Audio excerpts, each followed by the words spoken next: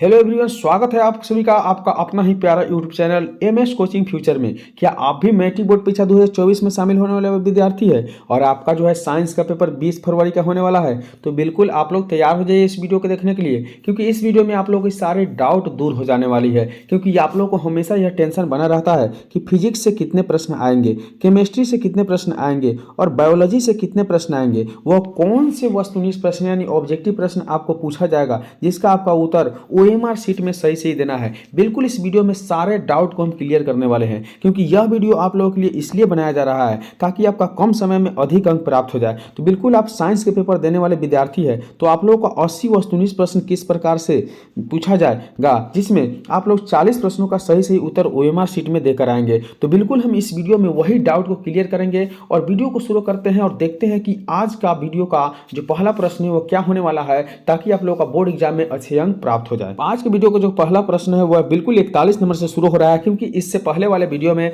40 तक के प्रश्न का उत्तर बता दिया गया है। तो बिल्कुल आप इस वीडियो को फुल वॉच करने के बाद ही उस वीडियो को देखिएगा, क्योंकि इस वीडियो को अगर देखते हैं, अगर अच्छा लगता है तो आपको खुद प्रेरणा मिलेगा कि उस वीडियो को हम जरूर देखें। तो चलिए 41वें प्रश्न को देखते हैं और दिया हुआ है कि निम्नलिखित में किस लेंस को अपसारी लेंस कहा जाता है। यानी याद रखना है कि कौन सी वो लेंस होती है जिसे अपसारी लेंस कहा जाता है। तो याद रखना है कि 41वें प्रश्न का सही उत्तर है जो ऑप्शन ए, अर्थात अपसारी लेंस जो होता है बिल्कुल अवतल लेंस होता है। यदि आपसे एग्जाम में पूछा जाए कि किस लेंस को अभिसारी लेंस कहा जाता है, बिल्कुल समझना है किस लेंस को अभिसारी लेंस कहा जाता है। तो अभिसारी लेंस की अवस्था में जो है आपका ऑप्शन बी अर्थात उत्तल लेंस हो जाएगा। फिर से एक बार और समझेंगे, अगर आपको एग्जाम में पूछा जाए कि किस लेंस को अपसारी लेंस कहते हैं तो याद रखना है कि अवतल लेंस को जो है अपसारी लेंस कहा जाता है। अगर वही पूछा जाए कि किस लेंस को अभिसारी लेंस कहा जाता है तो बिल्कुल आप उत्तल लेंस वाले ऑप्शन को चुन कर आइएगा। चलिए हम लोग 42वें प्रश्न की ओर बढ़ते हैं और 42वें प्रश्न देखते हैं। बिल्कुल एक एक प्रश्न इंपॉर्टेंट है, तो वीडियो को आप शुरू से अंत तक जरूर देखिएगा।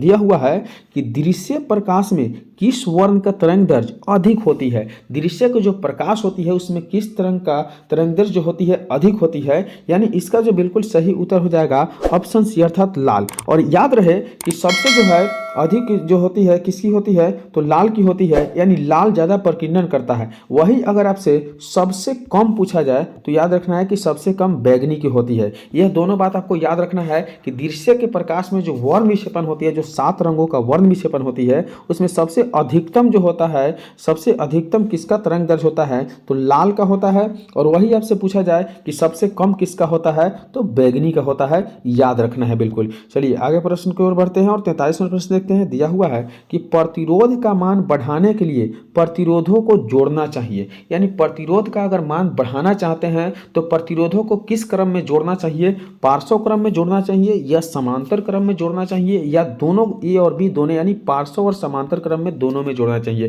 तो बिल्कुल समझना है और फिर याद करना। 43वें प्रश्न का जो सही उत्तर होने वाला है वह होगा पार्श्व क्रम में। यानी प्रतिरोध का मान बढ़ाने के लिए प्रतिरोध को जोड़ा जाना चाहिए किस क्रम में तो पार्श्व क्रम में, याद रखना है। अगली प्रश्न के बढ़ते हैं और देखते हैं 44वां प्रश्न दिया हुआ है। कितना इंपॉर्टेंट प्रश्न है, इस तरह के प्रश्न ही आपके बोर्ड एग्जाम में पूछे जाएंगे। तो बिल्कुल वीडियो को शुरू से अंत तक जरूर देख लीजिएगा। दिया हुआ है कि किस उपकरण में धन और ऋण का चिन्ह नहीं होता है। यानी कौन सा उपकरण है जिसमें प्लस और माइनस का चिन्ह बिल्कुल नहीं रहता है।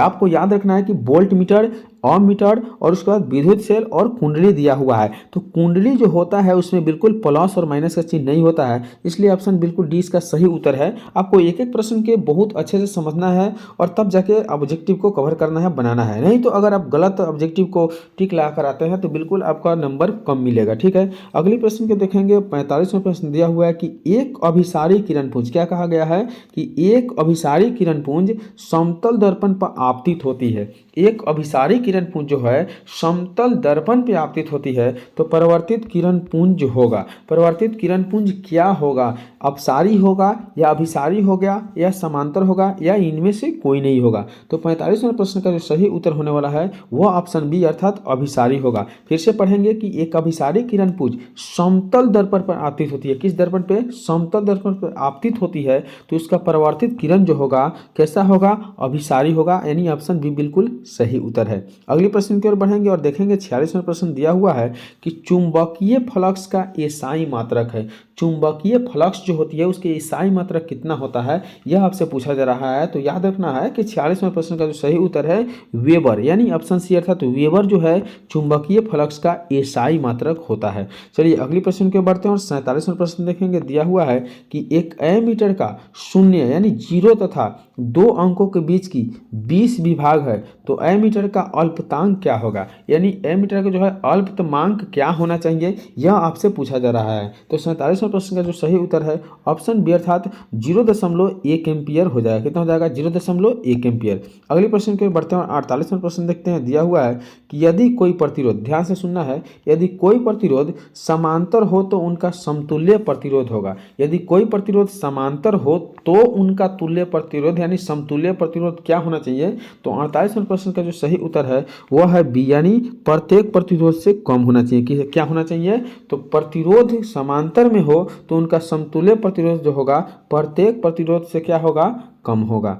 अगली प्रश्न देखेंगे। दिया हुआ है कि किस दर्पण की फोकस दूरी चिन्हों का परिपाटी के अनुसार ऋणात्मक मानी जाती है, यानी किस दर्पण की जो है फोकस दूरी होती है वह चिन्हों की परिपाटी के अनुसार ऋणात्मक यानी माइनस में मानी जाती है। तो याद रखना है कि 49वां प्रश्न का जो सही उत्तर है ऑप्शन बी अर्थात अवतल दर्पण की जो है चिन्ह परिपाटी के अनुसार क्या होती है, ऋणात्मक होती है। क्या होती है, तो फोकस दूरी ऋणात्मक होती है, ठीक है। और वही अगर धनात्मक पूछा जाए तो याद रखना है कि आपको उत्तल दर्पण पे टिक लगाकर आना है, ठीक है। अगली प्रश्न यानी 50वां प्रश्न देखेंगे। दिया हुआ है कि अवतल दर्पण में आवर्धित काल्पनिक प्रतिबिंब बनाने के लिए वस्तु को कहाँ रखा जाता है, यानी अवतल दर्पण में आवर्धित काल्पनिक प्रतिबिंब बनाने के लिए वस्तु को कहाँ रखा जाता है। तो 50वें प्रश्न का जो सही उत्तर है फोकस और ध्रुव के बीच में। कहाँ रखा जाता है, फोकस और ध्रुव के बीच में रखा जाता है। तो अवतल दर्पण में आवर्धित और काल्पनिक प्रतिबिंब प्राप्त हो जाते हैं।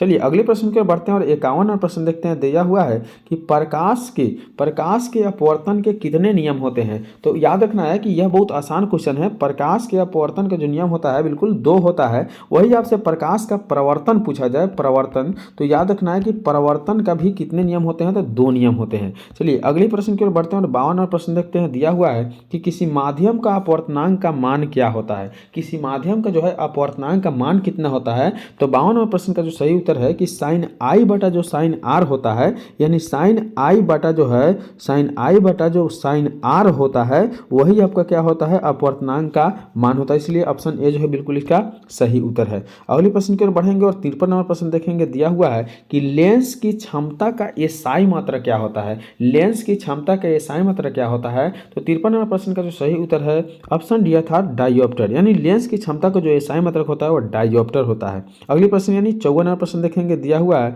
कि अवतल लेंस क्या है, अवतल लेंस में आवर्धन m बराबर होता है।